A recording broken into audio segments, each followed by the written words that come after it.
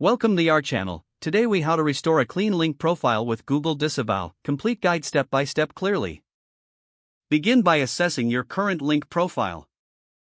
Use a reputable SEO tool to analyze your backlinks. Identify harmful or low-quality links that could negatively impact your ranking. Make a list of these links for reference. Next, gather contact information for the webmasters of the sites linking to you. Reach out to them with a polite request to remove the links. Be specific about which links you want removed and provide relevant details. Allow a reasonable amount of time for responses, typically a few weeks. If you receive no response or if removal requests are ignored, prepare your disavow file.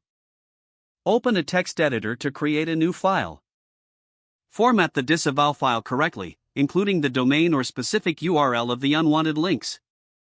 Use the format domain, example.com, for entire domains. Or simply list individual URLs, one per line. Once your file is ready, log into your Google Search Console account. Navigate to the Disavow Tool section. Select the property for which you want to disavow links. Upload your disavow file by following the prompts. After uploading, Google will process your request, which may take some time.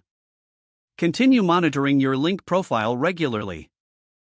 Use SEO tools to track changes in your rankings and backlink status. Finally, regularly audit your link profile to prevent future issues. Stay proactive in maintaining a healthy link profile. If the page does not load, refresh the browser or try again in a private or incognito window. Make sure you are using the correct email address, then retype it carefully to avoid small typos. If your password is not accepted, use the reset option and create a new strong password you can remember.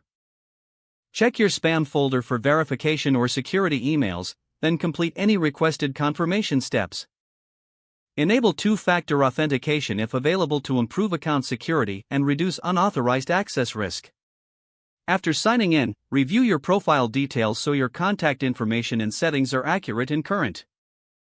Don't forget to like this video and subscribe to our channel for more step-by-step tech guides.